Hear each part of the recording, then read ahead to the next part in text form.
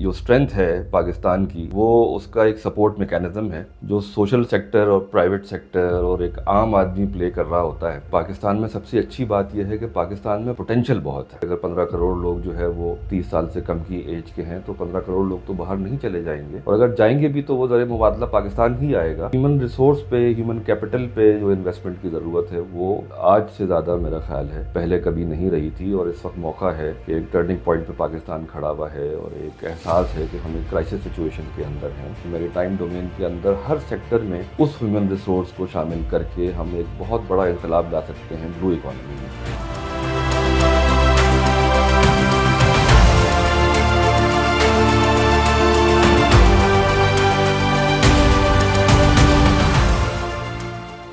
What is good about Pakistan? मेरा ख्याल है कि सबसे जो ताकतवर यानी जो स्ट्रेंथ है पाकिस्तान की वो उसका एक सपोर्ट मैकेनिज्म है जो सोशल सेक्टर और प्राइवेट सेक्टर और एक आम आदमी प्ले कर रहा होता है स्टेट फेलियर के नतीजे में। और हम जगह जगह ये देखते हैं कि इवन जो बेसिक एम्यूनिटीज़ हैं उसको भी हम पहुंचाने के लिए आम लोगों तक वो सोशल सेक्टर का किरदार बहुत एक्टिव है और होता जा रहा है। और पाकिस्तानी जो आवाम है उनको भी जो है वो ज़्यादा उम्मीद अब यही है कि वो चाहे तालीम हो या सेहत हो या माहौल हो या और जो बुनियादी ज़रूरियात के अवामिल हैं उनके बारे में इसमें यानी एक अफसोसनाक बात यह है कि स्टेट की तरफ अब देखना लोगों ने कम कर दिया है, लेकिन किसी भी मॉडर्न स्टेट के मुकाबले में पाकिस्तान के अंदर जो फिलंथ्रॉपी है वो सबसे ज़्यादा जो है वो स्ट्रॉन्ग पॉइंट है। और अभी हमारे एक फाजिल सीनियर कलीग मिर्ज़ा हामिद हसन साहब ने भी यही बात की थी। तो फिलंथ्रॉपी एक ऐसा एरिया है जिसको हाईलाइट करने की ज़रूरत है दुनिया भर में, और पाकिस्तान की पहचान भी है। पाकिस्तान में सबसे अच्छी बात यह है कि पाकिस्तान में पोटेंशियल बहुत है। पोटेंशियल हर चीज़ में, चाहे वो जिस तरह आपने जिक्र किया मैरीटाइम डोमेन के अंदर पाकिस्तान का जो साहिल है यानी कोई 1046 किलोमीटर्स लंबा, वो उसकी जो स्ट्रेटेजिक लोकेशन है, यहाँ जो कुदरती वसाइल हैं, और जहाँ जो सबसे बढ़ के ये है कि यूथ और ह्यूमन रिसोर्स है जो एक सर्टेन लेवल के ऊपर उसकी कैपेसिटी है, और उस पर अगर मेहनत की जाए और जो इस वक्त दुनिया भर में एज है डिजिटल, जिस तरह इंडस्ट्रियल 4 रेवोल्यूशन जो है वो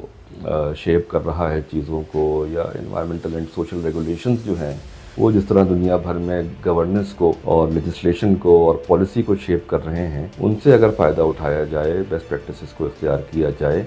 तो यही जो हमारे यंग लोग हैं जो इस वक्त पूरे मुल्क में, बल्कि इसमें यानी कोई ये नहीं है कि मुल्क के किसी हिस्से में ज़्यादा है किसी हिस्से में कम है, बिल्कुल यकसा तकसीम है। और ज़ाहिर बात अभी ये हो रही थी कि लोग बाहर जाना चाहते हैं, ऐसा नहीं है। और यानी जितने भी अगर 15 करोड़ लोग जो है वो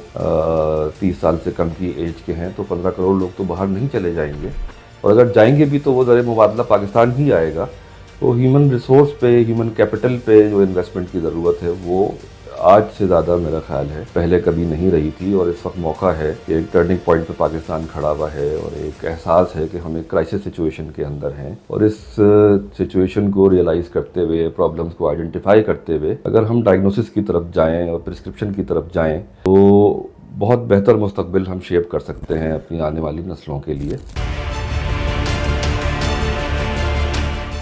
मैरीटाइम पोटेंशियल के अंदर भी मैं समझता हूँ कि सबसे बड़ा पोटेंशियल हमारी कोस्टल कम्युनिटीज़ का है, और यानी millions of people along the coast lines वो ऐसे हैं जो सदियों से बल्कि हज़ारों सालों से समंदर से अपना इकोनॉमिक और सोशल रिश्ता बरकरार किए हुए हैं। वो इंडिजिनस कम्युनिटीज़ हैं, मैंने उन पर काम किया है, और मैं समझता हूँ कि उनको अगर डेवलप किया जाए तो फिशरीज़ में और मैरीटाइम डोमेन के अंदर हर सेक्टर में उस ह्यूमन रिसोर्स को शामिल करके हम एक बहुत बड़ा इंकलाब ला सकते हैं ब्लू इकॉनमी में।